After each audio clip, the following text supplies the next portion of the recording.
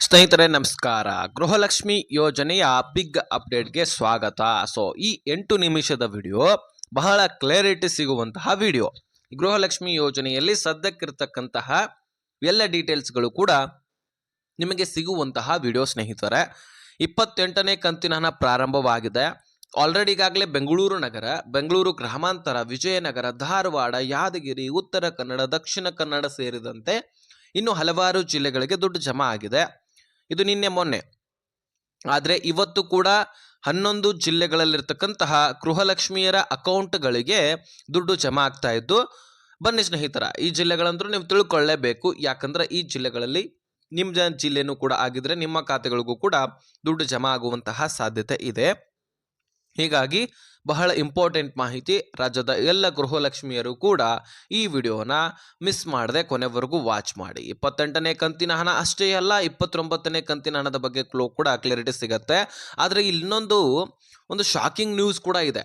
1,22,00,000 ಫಲಾನುಭವಿಗಳಿದ್ರಿ, ಅದರಲ್ಲಿ 3 ಲಕ್ಷಕ್ಕಿಂತ ಹೆಚ್ಚಿನ ಗೃಹಲಕ್ಷ್ಮಿಯರ ಅಕೌಂಟ್ಗಳಿಗೆ ದುಡ್ಡು ಜಮಾ ಆಗೋದಿಲ್ಲ ಅಂತ ಸ್ವತಃ ಸಚಿವೆ ಲಕ್ಷ್ಮೀ ಹೆಬ್ಬಾಳ್ಕರ್ ಅವರೇ ಹೇಳ್ತಿದ್ದಾರೆ. ಹಾಗಾದ್ರೆ ಯಾಕೆ, ಏನು ಪ್ರಾಬ್ಲಮ್ ಆಗಿದೆ, ಅವರು ಹೇಗೆ ಸರಿಪಡಿಸ್ಕೊಂಡು ಮತ್ತೆ ದುಡ್ಡನ್ನು ಪಡ್ಕೊಳ್ಬಹುದು, ಅದ್ರ ಬಗ್ಗೆನೂ ಕೂಡ ಈ ವಿಡಿಯೋದಲ್ಲಿ ನಾವು ಚರ್ಚೆ ಮಾಡೋಣ.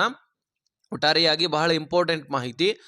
ಎಲ್ಲರೂ ಕೂಡ ಈ ವಿಡಿಯೋನ ನೀವು ಕೊನೆವರೆಗೂ ವಾಚ್ ಮಾಡಲೇಬೇಕಾಗತ್ತೆ ಸ್ನೇಹಿತರೆ. ಈಗ ಈ ಗೃಹಲಕ್ಷ್ಮಿಯಲ್ಲಿ ಒಟ್ಟಾರೆಯಾಗಿ 27ನೇ ಕಂತಿನ ಹಣದವರೆಗೂ ಕೂಡ ದುಡ್ಡು ಜಮಾ ಆಗಿದೆ. ಅಂದರೆ ಹೋದ 2025ರ ಡಿಸೆಂಬರ್ ತಿಂಗಳ ಹಣ 27ನೇ ಕಂತಿನ ಹಣ ಆಗಿತ್ತು.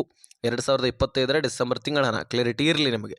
ಯಾಕಂದರೆ ನೀವು ಈ ರೀತಿ ಯಾವ್ಯಾವ ಕಂತುಗಳು ಯಾವ ತಿಂಗಳ ಹಣ, ಅಂದರೆ 26ನೇ ಕಂತಂದ್ರೆ ಯಾವ ತಿಂಗಳ ಹಣ, 27 ಕಂತಂದ್ರೆ ಯಾವ ತಿಂಗಳ ಹಣ, 28 ಅಂದರೆ ಯಾವ ತಿಂಗಳ ಹಣ, ಇದ್ರ ಬಗ್ಗೆ ಕ್ಲಾರಿಟಿ ಇದ್ದರೆ ಮಾತ್ರ ನಿಮ್ಗೆ ಗೊತ್ತಾಗುತ್ತೆ ಯಾವ್ಯಾವ ಕಂತುಗಳು ಪೆಂಡಿಂಗ್ ಉಳಿದಿದೆ ಅನ್ನುವಂಥದ್ದು. ಇದ್ರ ಬಗ್ಗೆ ನೀವು ತಿಳ್ಕೊಳ್ಳೋದಿಲ್ಲ. ಹೀಗಾಗಿ ಸರ್ಕಾರ ನಿಮಗೆ 2 ತಿಂಗಳ ಹಣವನ್ನು ಯಾಮಾರಿಸ್ಬಿಟ್ಟಿದೆ. ಅದು ನಿಮ್ಮ ಗಮನದಲ್ಲಿನೇ ಇಲ್ಲ. 2 ತಿಂಗಳ ಹಣವನ್ನು ಯಾಮಾರಿಸ್ಬಿಟ್ಟು 5,000 ಕೋಟಿ ಹಣವನ್ನು ಸರ್ಕಾರವೇ ಖುದ್ದಾಗಿ ಹೊಡ್ಕೊಂಡಿದೆ ಎನ್ನುವಂತಹ ಆರೋಪ ಬಿಜೆಪಿ ನಾಯಕರು ಮಾಡ್ತಾರೆ. ಎಲ್ಲಿ? ಚಳಿಗಾಲದ ಅಧಿವೇಶನದಲ್ಲಿ. ಇದ್ರ ಬಗ್ಗೆ ನಾನು ಸಾಕಷ್ಟು ಬಾರಿ ಚರ್ಚೆ ಮಾಡಿದ್ದೀನಿ. ಯಾಕಂದ್ರೆ ನಿಮಗೆ ಕ್ಲಾರಿಟಿ ಇರಲೇಬೇಕು. ಆ 2 ಕಂತುಗಳಂದ್ರೆ 5,000 ಕೋಟಿ ಹಣ ಕಣ್ರಿ. ಪ್ರತಿಯೊಬ್ಬರ ಖಾತೆಗಳಿಗೂ ಈಗ ನೀವು ನೋಡ್ತಾ ಇದ್ರಂದ ಬಳಿಕ ನಿಮ್ಮ ಖಾತೆಗಳಿಗೆ 4,000 ಜಮಾ ಆಗ್ತಾ ಇತ್ತು. ಆದರೆ ಅದು ಸರ್ಕಾರವೇ ಹೊಡ್ಕೊಂಡು ಬಿಡ್ತಾ, ಸಚಿವ ಲಕ್ಷ್ಮೀ ಹೆಬ್ಬಾಳ್ಕರ್ ಅವರದ್ದು ಅದನ್ನ ಯಾಮಾರಿಸ್ಬಿಟ್ರ, ಅಥವಾ CM ಅವರು ಅದನ್ನ ನುಂಗ ಹಾಕಿದ್ರ, ಅಥವಾ ಹಣಕಾಸು ಇಲಾಖೆ ನುಂಗ ಹಾಕ್ತಾ ಅನ್ನುವಂತಹ ಪ್ರಶ್ನೆಗಳನ್ನ ಬಿಜೆಪಿ ನಾಯಕರು ಚಳಿಗಾಲದ ಅಧಿವೇಶನದಲ್ಲಿ ಮಾಡಿ, ನೀವೇ ಆ 2 ತಿಂಗಳ ಹಣವನ್ನ ಯಾಕೆ ಕೊಟ್ಟಿಲ್ಲ ಅನ್ನುವಂತಹ ಪ್ರಶ್ನೆ ಮಾಡ್ತಾರೆ. ಆ 2 ತಿಂಗಳ ಹಣ ಎಲ್ಲೋಯ್ತು ಅನ್ನುವಂತಹ ಪ್ರಶ್ನೆ ಮಾಡ್ತಾರೆ. ಹೀಗಾಗಿ ಸಚಿವೆ ಲಕ್ಷ್ಮೀ ಹೆಬ್ಬಾಳ್ಕರ್ ಅಂತರೂ ಮೊದಲೇ ಹಂತದಲ್ಲಿ ನಾವು ಕೊಟ್ಟಿದ್ದೀವಿ ಅಂತಾನೆ ಹೇಳ್ತಾರೆ. ಆದರೆ ಅವರ ಗಮನದಲ್ಲಿ ಕೂಡ ಇರಲಿಲ್ಲ. ಹೀಗಾಗಿ ಗೃಹಲಕ್ಷ್ಮಿ ಯೋಜನೆಗೆ ಸಂಬಂಧಪಟ್ಟಂತಹ ಅಧಿಕಾರಿಗಳ ಹತ್ರ ಚರ್ಚೆ ಮಾಡ್ತಾರೆ. 2 ತಿಂಗಳ ಹಣ ಪೆಂಡಿಂಗ್ ಉಳಿದಿರುವುದು ಅವರ ಗಮನಕ್ಕೆ ಬರುತ್ತೆ. ಆ 2 ತಿಂಗಳ ಯಾವ ಕಂತಿನ ಹಣ ಅಂತ ನೀವು ಕೇಳಬಹುದು. ಹೋದ 2025ರ ಪ್ರಾರಂಭದಲ್ಲಿ ಜನವರಿ ತಿಂಗಳ ಹಣವನ್ನು ಕೊಟ್ಟ ಬಳಿಕ ಡೈರೆಕ್ಟ್ ಆಗಿ ಏಪ್ರಿಲ್ ತಿಂಗಳ ಹಣವನ್ನು ಸರ್ಕಾರ ಕೊಡುತ್ತೆ. ಹಾಗಾದ್ರೆ ಮಧ್ಯದಲ್ಲಿ ಇರ್ತಕ್ಕಂತಹ ಫೆಬ್ರವರಿ ಮತ್ತು ಮಾರ್ಚ್ ತಿಂಗಳ ಹಣ ಎಲ್ಲೋಯ್ತು ಅನ್ನುವಂತಹ ಪ್ರಶ್ನೆ ಮಾಡ್ತಾರೆ. ಆ 2 ತಿಂಗಳ ಹಣವನ್ನು ನೀವು ಇನ್ನೂ ಕೂಡ ಕೊಟ್ಟಿಲ್ಲ, ಯಾಕೆ ಅದನ್ನು ಪೆಂಡಿಂಗ್ ಉಳಿಸಿದ್ರಿ? ಮಹಿಳೆಯರಿಗೆ ಮೋಸ ಮಾಡ್ತಾ ಇದ್ದೀರಿ. ಮಹಿಳೆಯರನ್ನ ನಂಬಿಸ್ಕೊಂಡು ಓಟ್ ಅಂತರೂ ಹಾಕ್ಸ್ಕೊಂಡಿದ್ದೀರಿ. ಆದರೆ ನುಡಿದಂತೆ ನಡೀತಾ ಇದ್ದೀವಿ ಅಂತ ಬರೀ ಬಾಯಿ ಮಾತಲೇ ಹೇಳ್ತಾ ಇದ್ರಿ. ಅದನ್ನು ನೀವು ನುಡಿದಂತೆ ನಡೆದು ತೋರಿಸ್ಬೇಕು, ಅದನ್ನು ಕೊಟ್ಟು ತೋರಿಸ್ಬೇಕು. ಯಾಕೆ ಈ ರೀತಿ ಮೋಸ ಮಾಡ್ತಾ ಇದ್ದೀರಿ ಎನ್ನುವಂತಹ ಪ್ರಶ್ನೆಗಳನ್ನು ಮಾಡಿ ಆರೋಪ ಮಾಡ್ತಾರೆ. ಅದು ನಿಜ ಕೂಡ ಆಗಿರುತ್ತೆ. ಹೀಗಾಗಿ ಸಚಿವ ಲಕ್ಷ್ಮೀ ಹೆಬ್ಬಾಳ್ಕರ್ ಅವರ ಗಮನಕ್ಕೆ ಬಂದ ತಕ್ಷಣ, ಹೌದು 2 ತಿಂಗಳ ಹಣ ಪೆಂಡಿಂಗ್ ಉಳಿದಿದೆ, ನನ್ನ ಗಮನಕ್ಕೆ ಇರಲಿಲ್ಲ, ಅವುಗಳನ್ನು ನಾನು ಮುಂದಿನ ದಿನಗಳಲ್ಲಿ ಸರಿಪಡಿಸ್ತೀನಿ ಎನ್ನುವಂತಹ ಭರವಸೆಯನ್ನು ಕೂಡ ಕೊಡ್ತಾರೆ. ಹಾಗಾಗಿ ಆ ಫೆಬ್ರವರಿ ಮತ್ತು ಮಾರ್ಚ್ ತಿಂಗಳ ಹಣ ಏನಿದೆ ನಿಮ್ಮ ಖಾತೆಗಳಿಗೆ ಅತಿ ಶೀಘ್ರದಲ್ಲಿ ಜಮಾ ಆಗುತ್ತೆ. ಹೋದ ವರ್ಷದ ಎಲ್ಲ ತಿಂಗಳ ಹಣ ಕ್ಲಿಯರ್ ಆಗಿದೆ. 26 ನವೆಂಬರ್ ತಿಂಗಳ ಹಣ, 27 ಡಿಸೆಂಬರ್ ತಿಂಗಳ ಹಣ ಈಗಾಗಲೇ ಯುಗಾದಿ ರಂಜಾನ್ ಹಬ್ಬಕ್ಕಿಂತ ಮುಂಚಿತವಾಗಿಯೇ ಜಮಾ ಆಗ್ತಾ ಇತ್ತು. ಅದು ಕ್ಲಿಯರ್ ಆಗಿ ಕೂಡ ಎಲ್ಲರ ಖಾತೆಗಳಿಗೆ ಜಮಾ ಆಯಿತು. ಹೀಗಾಗಿ ಹಬ್ಬಗಳಿಗಾಗಿ 2 ತಿಂಗಳ ಹಣ ಅತಿ ಬೇಗವಾಗಿ ನಿಮ್ಮ ಖಾತೆಗಳಿಗೆ ಜಮಾ ಮಾಡಿದ್ದಾರೆ ಸಚಿವ ಲಕ್ಷ್ಮೀ ಹೆಬ್ಬಾಳ್ಕರ್ ಅವರು. ಆ ಚಳಿಗಾಲದ ಅಧಿವೇಶನದ ಸಂದರ್ಭದಲ್ಲಿನೇ ಹಣಕಾಸು ಇಲಾಖೆಯ ಮೇಲೆ ಕೂಡ ಆರೋಪವನ್ನು ಹಾಕ್ತಾರೆ ಸಚಿವ ಲಕ್ಷ್ಮೀ ಹೆಬ್ಬಾಳ್ಕರ್ ಅವರು. ಯಾಕಂದ್ರೆ ಅವರ ಒಂದು ಇಲಾಖೆಗೆ ದುಡ್ಡನ್ನು ಹಣಕಾಸು ಇಲಾಖೆ ಕಳಿಸಬೇಕು. ಅದು ಹಣಕಾಸು ಇಲಾಖೆ ದುಡ್ಡನ್ನು ಕಳಿಸ್ಲಿಲ್ಲ ಅಂದರೆ ಸಚಿವೆ ಲಕ್ಷ್ಮೀ ಹೆಬ್ಬಾಳ್ಕರ್ ಅವರು ಯಾವ ರೀತಿಯಾಗಿ ದುಡ್ಡನ್ನು ಕೊಡಬೇಕು, ಎಲ್ಲಿಂದ ಕೊಡಬೇಕು, ಈ ಪ್ರಶ್ನೆ ಬರುತ್ತೆ. ಹೀಗಾಗಿ ಹಣಕಾಸು ಇಲಾಖೆ ಸರಿಯಾದ ದುಡ್ಡನ್ನು ಕೊಡದೇ ಇರುವಂತಹ ಕಾರಣಕ್ಕಾಗಿ ಈ ಎಲ್ಲ ಕಂತುಗಳು ಪೆಂಡಿಂಗ್ ಉಳಿಲಿಕ್ಕೆ ಕಾರಣ ಆಗಿದೆ. ಸೊ ನೀವು ತಲೆ ಕೆಡಿಸ್ಕೊಳ್ಬೇಡಿ, ಅದನ್ನು ನಾನು ಮುಂದಿನ ದಿನಗಳಲ್ಲಿ ಸರಿಪಡಿಸ್ಕೊಂಡು ನಿಮ್ಮ ಖಾತೆಗಳಿಗೆ ನಾನು ಜಮಾ ಮಾಡ್ತೀನಿ ಅಂತ ಭರವಸೆಯನ್ನು ಕೊಟ್ಟರು.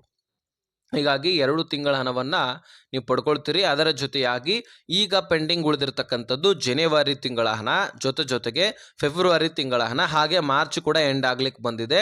ಸೊ ಹೀಗಾಗಿ ಮಾರ್ಚ್ ತಿಂಗಳ ಹಣವನ್ನು ಕೂಡ ಸರ್ಕಾರ ಕೊಡಲೇಬೇಕು. ಹೀಗಾಗಿ ನಿಮ್ಮ ಖಾತೆಗಳಿಗೆ ಒಟ್ಟು 10,000ದಷ್ಟು ದುಡ್ಡು ಪ್ರತಿಯೊಬ್ಬರ ಅಕೌಂಟ್ಗಳಿಗೆ ಜಮಾ ಆಗುತ್ತೆ. ಈಗ ಹಿಂದೆ ಉಳಿದಿರ್ತಕ್ಕಂತಹ ಕಂತುಗಳನ್ನು ಸಾಲಾಗಿ ಜಮಾ ಮಾಡ್ತಾ ಕ್ಲಿಯರ್ ಆಗಿ ಕೊಡ್ತಾ ಬಂದಿದ್ದಾರೆ. ಅಂದರೆ ಏನು ಚಳಿಗಾಲದ ಅಧಿವೇಶನ ಆಯಿತು, ಅದಾದ ಬಳಿಕ ಸಾಲಾಗಿ ಕೊಡ್ತಾ ಬಂದರು. ಅದೇ ರೀತಿಯಾಗಿ ಈ ವರ್ಷದಲ್ಲಿ ಕೂಡ ಬಜೆಟ್ ಮಂಡನೆ ಆಯ್ತಲ್ವ ಮಾರ್ಚ್ 6ನೇ ತಾರೀಕು.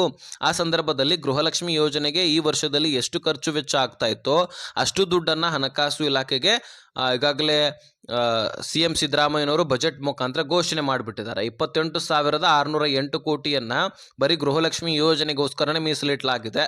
ಹೌದು, ಈ 28,600 ಕೋಟಿ 12 ಕಂತುಗಳಿಗಾಗಿ ಸಾಲತ್ತೆ. ಅಂದರೆ 1 ಕೋಟಿಗೆ 2,400 ಕೋಟಿಯಷ್ಟು ದುಡ್ಡು ಬೇಕಾಗುತ್ತೆ. 2,400 ಕೋಟಿಯಷ್ಟು ಫಂಡ್ ಬೇಕಾದರೆ 12 ತಿಂಗಳ ಹಣಕ್ಕಾಗಿ 28,600 ಕೋಟಿಯಷ್ಟು ದುಡ್ಡು ಬಹುತೇಕ ಸಾಲತ್ತೆ.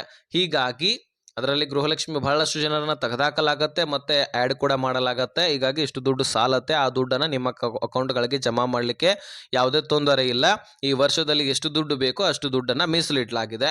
ಹಾಗಾಗಿ ನೀವು ತಲೆ ಕೆಡಿಸ್ಕೊಳ್ಳುವಂಥ ಅವಶ್ಯಕತೆ ಇಲ್ಲ. ಸದ್ಯಕ್ಕೆ ಇಂದು ಕೂಡ 11 ಜಿಲ್ಲೆಗಳಿಗೆ 28ನೇ ಕಂತಿನ ಪ್ರಾರಂಭವಾಗ್ತಾ ಇದ್ದು, ಈಗಾಗಲೇ ಬೆಂಗಳೂರು ನಗರ ಮತ್ತು ಬೆಂಗಳೂರು ಗ್ರಾಮಾಂತರ ಅಂತ ನಾನು ಹೇಳಿದ್ದೆ, ಅಲ್ಲಿ ಕೂಡ ಇನ್ನೂ ಹಲವಾರು ಫಲಾನುಭವಿಗಳು ಬಾಕಿ ಉಳಿದಿದ್ದಾರೆ.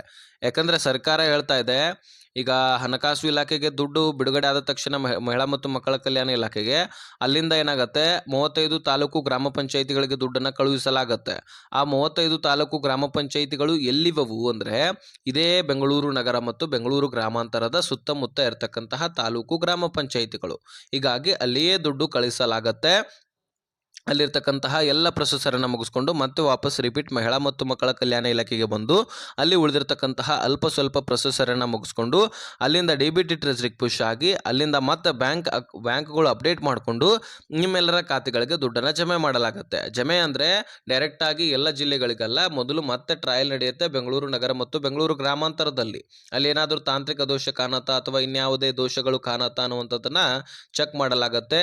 ಯಾವುದೇ ರೀತಿ ತಾಂತ್ರಿಕ ದೋಷಗಳು ಕಂಡು ಬರಲಿಲ್ಲ ಅಂದರೆ ಮತ್ತೆ ಎಂದಿನಂತೆ ದುಡ್ಡು ಜಮಾ ಆಗುತ್ತೆ. ಏನಾದರೂ ತಾಂತ್ರಿಕ ದೋಷಗಳು ಕಂಡು ಬಂದಿದ್ದೆ ಆದರೆ 4-5 ದಿನಗಳ ಕಾಲ ಡಿಲೇ ಆಗುವಂಥದ್ದು. ಹೀಗಾಗಿ ಈಗ ಸದ್ಯಕ್ಕಂತರೂ ತಾಂತ್ರಿಕ ದೋಷ 22ನೇ ಕಂತಿನಲ್ಲಿ ಕಂಡು ಬಂದಿರೋದು ಇಲ್ಲಿವರೆಗೂ ಕೂಡ ಕಂಡು ಬಂದಿಲ್ಲ. ಹೀಗಾಗಿ ನೀವು ತಲೆ ಕೆಡಿಸ್ಕೊಳ್ಬೇಡಿ, ಖಂಡಿತವಾಗ್ಲೂ ನಿಮ್ಮ ಖಾತೆಗಳಿಗೆ ಜಮಾ ಆಗ್ತಾ ಇದೆ ಈ ದುಡ್ಡು. ನಾನು ಈಗಾಗಲೇ ಬೆಂಗಳೂರು ನಗರ ಬೆಂಗಳೂರು ಗ್ರಾಮಾಂತರ ಹೇಳಿದ್ದೀನಿ, ಜೊತೆಗೆ ಬೆಳಗಾವಿ, ವಿಜಯನಗರ, ಧಾರವಾಡ, ಯಾದಗಿರಿ, ಉತ್ತರ ಕನ್ನಡ, ದಕ್ಷಿಣ ಕನ್ನಡ, ದಾವಣಗೆರೆ, ಉಡುಪಿ, ತುಮಕೂರು, ಚಿತ್ರದುರ್ಗ, ಚಿಕ್ಕಮಗಳೂರು ಹೀಗೆ ಹಲವಾರು ಜಿಲ್ಲೆಗಳಲ್ಲಿರ್ತಕ್ಕಂತಹ ಗೃಹಲಕ್ಷ್ಮಿಯರ ಖಾತೆಗಳಿಗೆ ದುಡ್ಡನ್ನು ಜಮೆ ಮಾಡಲಾಗ್ತಾ ಇದೆ. ಓಕೆನಾ? ಸೊ ಇದಾಗಿತ್ತು ಇನ್ಫಾರ್ಮೇಷನು. ಇನ್ನು 3 ಲಕ್ಷ ಫಲಾನುಭವಿಗಳಿಗೆ ಯಾಕೆ ದುಡ್ಡು ಬರ್ತಾ ಇಲ್ಲ ಅಂದರೆ ಅಲ್ಲಿ GST ಫೇರ್ ಅಂತ ಸಾಕಷ್ಟು ಗೃಹಲಕ್ಷ್ಮಿಯರದು ಬರ್ತಾ ಇದೆ ಅಂತೆ. ಸೊ GST ಫೇರ್ ಅಂತ ಬರ್ತಾ ಇದ್ರೆ ನೀವೇನು ಅದಕ್ಕೆ ಚೆಕ್ ಮಾಡ್ಕೋಬೇಕು, ಸರಿಪಡಿಸ್ಕೊಳ್ಬೇಕಂತ ಏನು ಅವಶ್ಯಕತೆ ಇಲ್ಲ. ಇದು ಖುದ್ದಾಗಿ ಸರ್ಕಾರವೇ ವೆರಿಫಿಕೇಶನ್ ಮಾಡುತ್ತೆ. ಅದರಲ್ಲಿ ಬಡ GST ಫೇರ್ ಅಂದರೆ ಸಣ್ಣ ಪುಟ್ಟ ವ್ಯಾಪಾರಸ್ಥರಿಗೆ ಏನು ತೊಂದರೆ ಇಲ್ಲ, ಅವ್ರಿಗೆ ಎಂದಿನಂತೆ ದುಡ್ಡು ಜಮಾ ಆಗುತ್ತೆ. ಇನ್ನು ಶ್ರೀಮಂತ ವ್ಯಾಪಾರಸ್ಥರನ್ನು ಈ ಯೋಜನೆಯಿಂದ ತೆಗೆಯಲಾಗುತ್ತೆ ಎನ್ನುವಂತಹ ಇನ್ಫಾರ್ಮೇಷನ್ ಸಿಕ್ಕಿದೆ. ಓಕೆನಾ? ಸೊ ಇದಾಗಿತ್ತು ಇನ್ಫಾರ್ಮೇಷನು. ವಿಡಿಯೋ ನೋಡಿದ್ದಕ್ಕೆ ಧನ್ಯವಾದ. ಇದ್ರ ಬಗ್ಗೆ ಕ್ಲಾರಿಟಿ ಸಿಕ್ಕಿದೆ ಅಂತ ಅಂದ್ಕೊಳ್ತೀನಿ. ಏನೇ ಕ್ವಶನ್ಸ್ಗಳಿದ್ದರೆ ಡಿಸ್ಕ್ರಿಪ್ಷನಲ್ಲಿ ಇನ್ಸ್ಟಾಗ್ರಾಮ್ ಲಿಂಕ್ ಇರುತ್ತೆ, ಅಲ್ಲಿಂದ ಮೆಸೇಜ್ ಮಾಡಿ ಖಂಡಿತವಾಗ್ಲೂ ರಿಪ್ಲೈ ಕೊಡ್ತೀನಿ. ಈ ಇನ್ಫಾರ್ಮೇಷನನ್ನು ಎಲ್ಲ ಗೃಹಲಕ್ಷ್ಮಿಯರಿಗೆ ಶೇರ್ ಮಾಡಿ, ಹಾಗೆ ಸಬ್ಸ್ಕ್ರೈಬ್ ಮಾಡ್ಕೊಳ್ಳಿ.